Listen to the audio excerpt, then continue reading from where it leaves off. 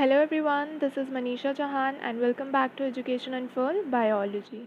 In this video lecture series we are talking about cell cycle. ये third video है इस video lecture series का and इसमें हम बात करेंगे सेल साइकिल चेक पॉइंट्स के बारे में। तो स्टार्ट करते हैं।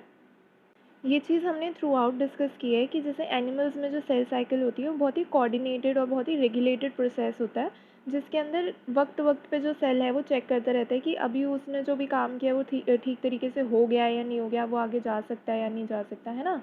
तो कोऑर्डिनेशन होता है इवेंट्स का सेल साइकिल के। जैसे फेजेस हैं डिफरेंट, एक फेज़ का काम हुआ तभी वो दूसरे में जाएगा, दूसरे का हुआ तो तीसरे में जाएगा, तीसरे का हुआ तो आगे बढ़ेगा, है ना। फिर माइटोसिस होगी, फिर साइटोकाइनेसिस होगी। तो ये एक पूरा एक रेगुलेटेड प्रोसेस होता है।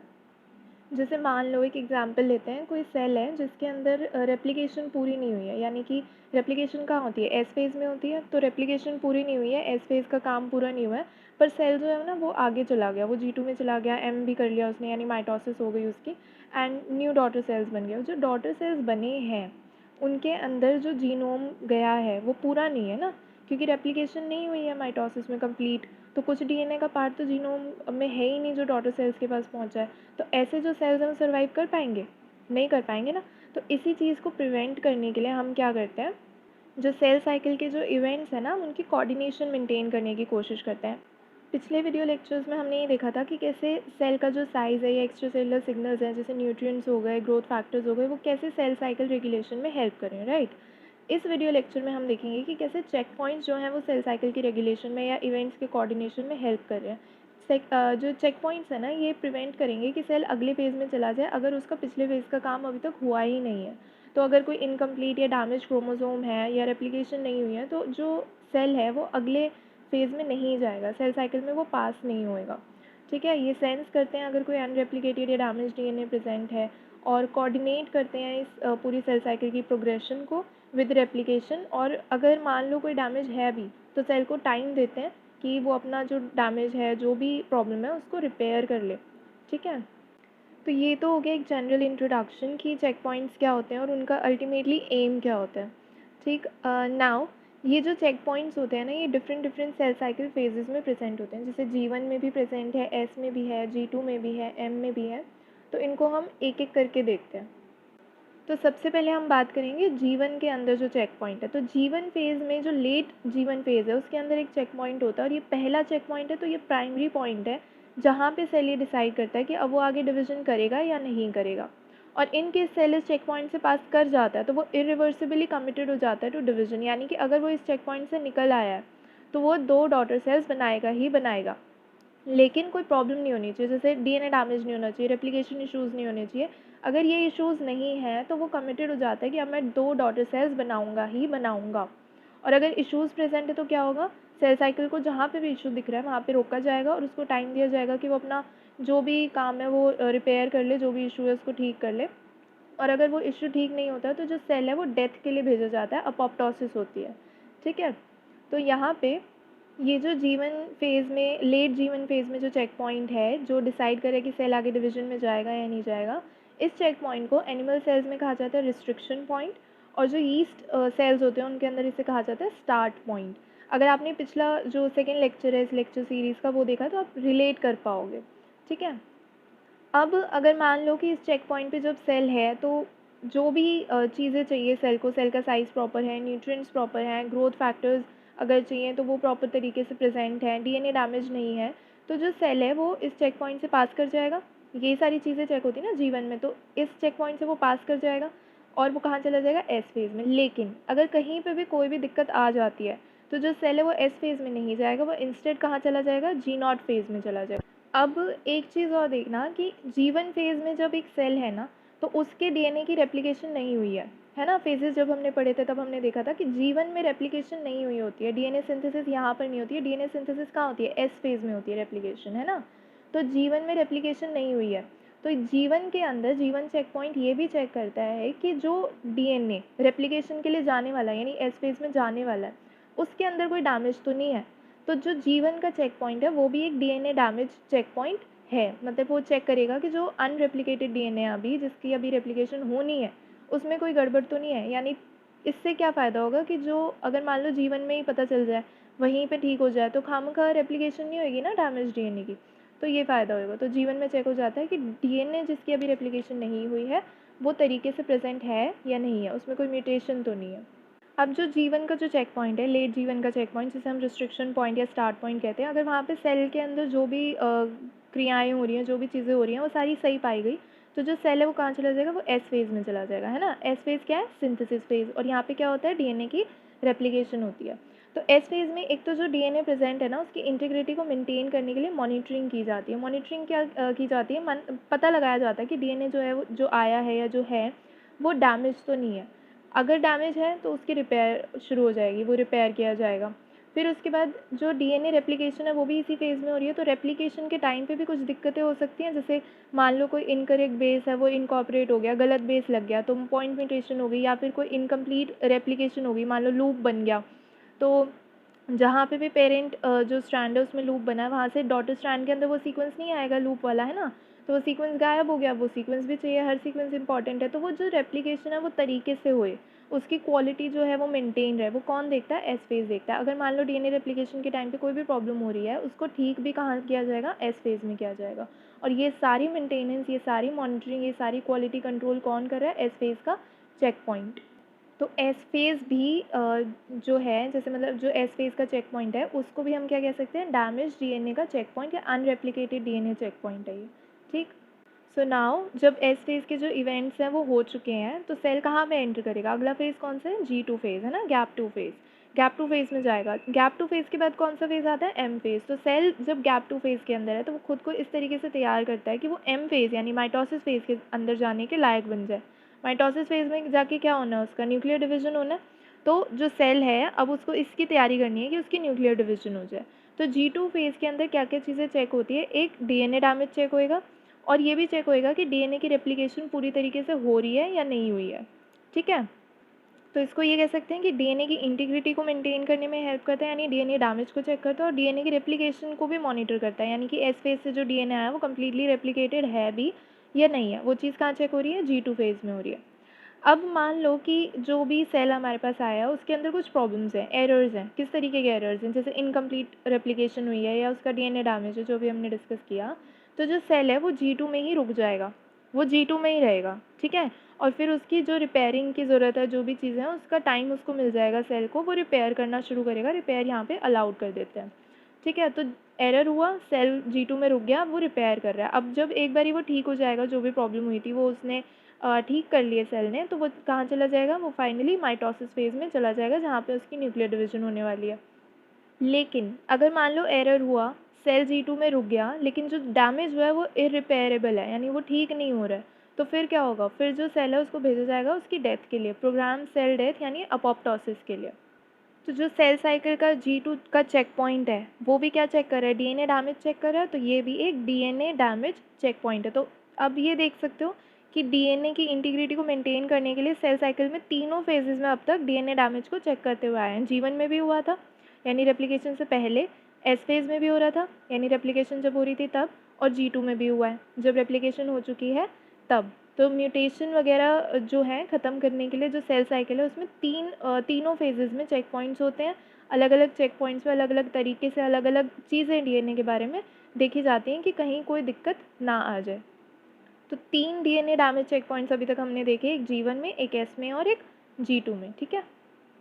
So before moving on and talking about the checkpoint that is present in the M phase of the cell cycle, that is the mitosis phase of the cell cycle, एक और चीज़ है जो हमें यहाँ पे discuss करने की ज़रूरत है, that is the mediators of the cell cycle arrest. So दो mediators हैं जिसके बारे में हम यहाँ पे बात करने वाले हैं, ATM and ATR. ये दोनों प्रोटीन काइनेसेस है। तो ATM stands for ataxia telangiectasia mutated protein kinase and ATR stands for ATM and RAD3 related protein kinases. तो जो भी चेक पॉइंट्स है G1, S और G2, उन तीनों में जो भी चेक पॉइंट्स हैं, 3 चेक पॉइंट्स हमने डिस्कस किए, उनकी मेडिएशन में ये दोनों हेल्प करते हैं, ATM और ATR। ATM और ATR की एक्टिवेशन के लिए सिग्नल्स चाहिए डीएनए डैमेज के। तो कोई भी डीएनए डैमेज हो रहा है वो ट्रिगर करेगा कि ATM ATR की एक्टिवेशन हो जाए, और इन दोनों के एक्टिवेशन की वजह से, इन प्रोटीन काइनेसिस की एक्टिवेशन की वजह से एक सिग्नलिंग कैस्केड जो है वो एक्टिवेट हो जाता है, यानी सिग्नलिंग पाथवे को ये एक्टिवेट करते हैं। अब ये जो सिग्नलिंग पाथवे एक्टिवेट कर रहे हैं वो सेल साइकिल अरेस्ट भी करा सकते हैं, वो सेल की अपोप्टोसिस भी करा सकते हैं, और डीएनए रिपेयर के एक्टिवेशन में भी हेल्प करते हैं। तो दीज आर रियली इम्पॉर्टेंट है ना रेगुलेशन के पॉइंट ऑफ व्यू से। ना एक और चीज़ है जिससे ये पता चलता है कि ये जो जीन है एटीएम जीन, ये बहुत ज़्यादा इंपॉर्टेंट होता है। ये जो एटीएम जीन है ना, ये क्रोमोसोम नंबर 11 पे प्रेजेंट होता है, और अगर इस जीन में म्यूटेशन हो जाए तो एक रेयर चाइल्डहुड डिजीज़ हो सकती है जिसे हम बोलते हैं ataxia telangiectasia, and hence the name ataxia telangiectasia mutated. यही नाम था ना, इसकी फुल फॉर्म यही थी। तो ये वाली डिजीज़ हो जाती है, इसको शॉर्ट में हम बोल सकते हैं एटी। ठीक है, this disease is basically a defect of nervous system, immune system, and also the cancer chances, the frequency of cancer it increases in the affected individuals. तो एटेक्सिया का मतलब होता है कि अनकोऑर्डिनेटेड मूवमेंट्स, जैसे कि वॉकिंग में प्रॉब्लम होना, और जो टेलेंजेक्टेसिया है, these are the blood vessels that are present below the skin. ठीक है, तो ये प्रॉब्लम हो सकती है अगर एटीएम जीन में दिक्कत आ जाए। So this is really important, right. तो ये तो हमने बात करी mediators of cell cycle arrest के बारे में, है ना। अब हम बात करेंगे माइटोसिस फेज़ के चेक पॉइंट के बारे में। माइटोसिस फेज़ के चेक पॉइंट को और हम क्या बोल सकते हैं, spindle assembly checkpoint. Mitosis phase जो होता है सेल साइकिल का, इसके फर्दर 4 फेजेस और होते हैं। एक होता है प्रोफेज, फिर आता है हमारा मेटाफेज, फिर एनाफेज, फिर टीलोफेज, यही होता है। तो ये जो स्पिंडल चेक पॉइंट या स्पिंडल असेंबली चेक पॉइंट जिसे हम कहते हैं, ये काम कहाँ पे करता है, ये मेटाफेज और एनाफेज के लिए काम करता है, इनके बीच में काम करता है। ठीक है, अब देखो मेटाफेज के अंदर क्या होता है, जो क्रोमोसोम्स हैं वो मेटाफेज प्लेट या इक्वेटोरियल जो प्लेट होती है वहाँ पे जाके अलाइन हो जाते हैं ना, उनकी अलाइनमेंट हो जाती है वहाँ पे। फिर उसके बाद जो भी स्पिंडल माइक्रोट्यूब्यूल्स हैं वो काइनेटोकोर से अटैच हो जाते हैं, यही होता है। फिर उसके बाद इनकी सेपरेशन होती है एनाफेज के अंदर। ये सारी रेगुलेशन होती है। मेटाफेज में क्या होता है, एनाफेज में क्या होता है, इसका ब्रॉड सेंस में मैंने आपको एक जिस्ट दिया है।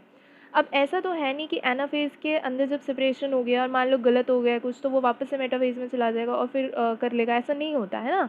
तो ये जो तरीका है ना, ये जो स्पिंडल माइक्रोट्यूब्यूल जब अटैच हो रहे हैं काइनेटोकोर से, जो सेपरेशन हो रही है, इसको भी रेगुलेट करने की बहुत ज़्यादा ज़रूरत होती है, क्योंकि ये रिवर्सिबल भी नहीं है। अगर कुछ गलती हो गई तो वापस से नहीं कर पाएंगे ठीक इसको, है ना।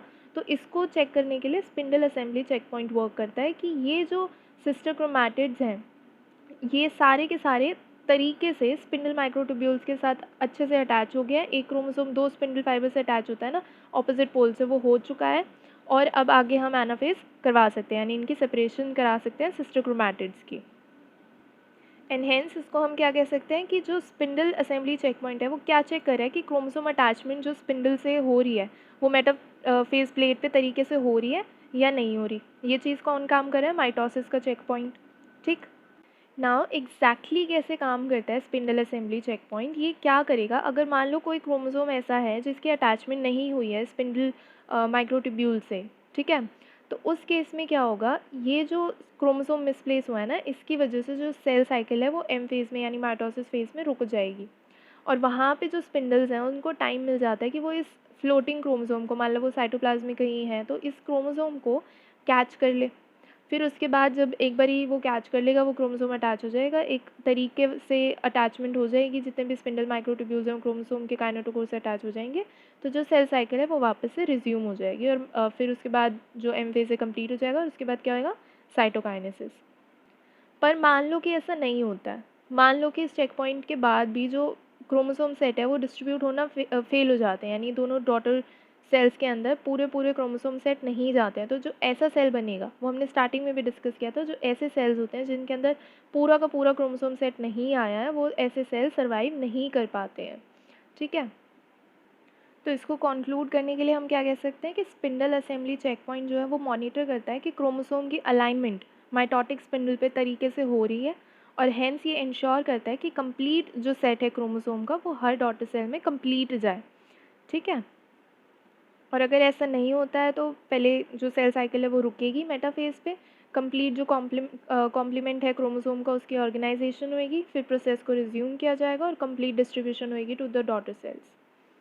नाउ अभी तक तो हम ये डिस्कस कर रहे थे ना कि कैसे डैमेज जो डीएनए है अगर सेल के अंदर, तो उसको आगे जाने से कैसे रोका जाए, उसकी रिपेयर कैसे कराई जाए, यही सब डिस्कस कर रहे थे। एक और इम्पॉर्टेंट चीज़ है जो यहाँ पे हमें डिस्कस करनी है, that is the restriction of DNA replication to once per cell cycle. इसका क्या मतलब हुआ, जब डीएनए रेप्लिकेशन हो रही है ना, तो ये भी ज़रूरी है कि हम मेंटेन करें कि एक सेल साइकिल में सिर्फ एक ही बार डीएनए रेप्लिकेशन हो, है ना, एक्स्ट्रा कॉपीज़ ना बन जाए पेरेंट डीएनए की। तो अब सेल में ये कैसे इंश्योर होता है कि एक सेल साइकिल में एक ही बार डीएनए रेप्लिकेशन हो, देखो जो डीएनए रेप्लिकेशन होती है वो कब होती है, वो एस फेज़ में होती है, सिंथेसिस फेज़ में डीएनए की रेप्लिकेशन होती है, राइट। सो डीएनए रेप्लिकेशन का जो सबसे पहला जो स्टेप है दैट इज़ डीएनए रेप्लिकेशन की इनिशिएशन। अगर हम उसी को टारगेट कर लें, एक बार इनिशिएशन हो गई, एक बार शुरुआत हो गई बननी, फिर री इनिशिएशन अगर हम होने ही ना दें, जब तक सेल साइकिल कंप्लीट नहीं हो जाती, जब तक एम फेज़ कंप्लीट नहीं हो जाता, माइटोसिस फेज़ में नहीं चला जाता, वहाँ से कार्योकाइनेसिस नहीं हो जाती, तब तक अगर हम री इनिशिएशन को रोक के रखें, तो हमारा जो एम है कि एक सेल साइकिल में एक ही बार डीएनए रेप्लिकेशन होनी चाहिए, पूरा हो जाएगा। नाउ जो मेमेलियन सेल्स होते हैं ना, उनके अंदर ओरिजिन ऑफ रेप्लिकेशंस होते हैं ना, जहाँ से रेप्लिकेशन शुरू होगी, thousands of origin of replication होते हैं। तो हम क्या कर सकते हैं, मतलब सेल क्या करता है, ये जो ओरिजिन ऑफ रेप्लिकेशंस है ना, यहाँ पे जो रेप्लिकेशन की इनिशिएशन है उसको कंट्रोल करके रखता है, ठीक है। एक बार हो जाती है तो दूसरी बार नहीं होने देता। और सेल की इस एक्टिविटी को मेंटेन करने के लिए mini chromosome maintenance protein complexes यानी कि एमसीएम हेलिकेज प्रोटीन्स वर्क करते हैं।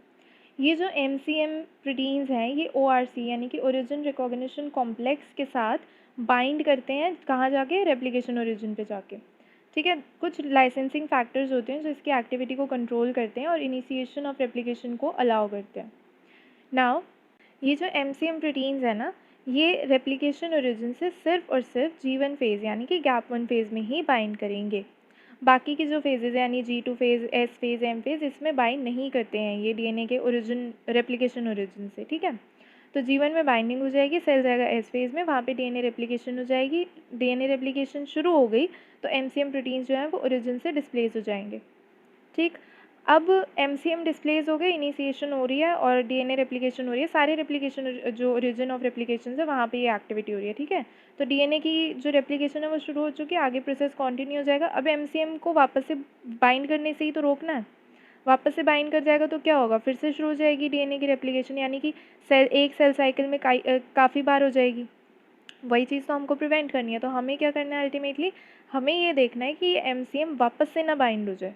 तो ये चीज़ देखता है सेल के अंदर, कुछ प्रोटीन काइनेसिस होते हैं जो ये एक्टिविटी जो है एमसीएम की, डीएनए से बाइंड करने वाली एक्टिविटी, इसको ब्लॉक करके रखता है इन G2, S and M phase, ठीक है। तो इसको हम कैसे कंक्लूड कर सकते हैं कि क्योंकि बाकी फेजेस में तो दोबारा से एमसीएम बाइंड नहीं कर पा रहा है ना, सिर्फ G1 फेज़ में बाइंड कर पा रहा है, और एस फेज़ में भी तब तक है जब तक इनिशिएशन में वो हेल्प कर दे। एक बार हेल्प कर दी उसके बाद उसकी बाइंडिंग अलाउ नहीं करते हैं, यही हो रहा है। तो इसको हम ऐसे कंक्लूड कर सकते हैं कि एक बार इनिशिएशन हो जाए तो दोबारा से डीएनए रेप्लिकेशन की इनिशिएशन पॉसिबल नहीं है, क्योंकि एमसीएम की जो एक्टिविटी है, उसकी जो बाइंडिंग है डीएनए से, वो ब्लॉक करके रखी हुई है। तो एक सेल साइकिल में कितनी बार डीएनए रेप्लिकेट हो रहा है, एक ही बार हो रहा है, और इसमें हेल्प कौन कर रहा है, एमसीएम हेलिकेज प्रोटीन, जिसको हम बोलते हैं mini chromosome maintenance protein complex.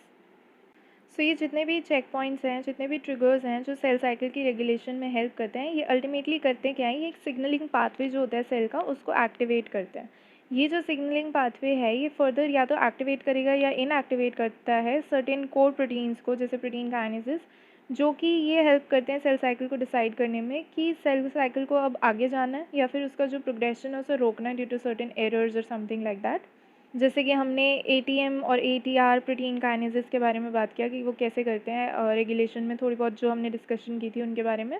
तो नेक्स्ट वीडियो लेक्चर में हम यही डिस्कस करेंगे, we will learn about protein kinases and how they help in cell cycle regulation. तो अगर आपको ये वीडियो लेक्चर अच्छा लगा हो तो please hit the like button and subscribe our channel education unfurl biology. आप हमें टेलीग्राम या इंस्टाग्राम पर भी फॉलो कर सकते हैं, लिंक जो है वो डिस्क्रिप्शन बॉक्स में दिया हुआ है। Have a good day, learners, and keep exploring. Thank you.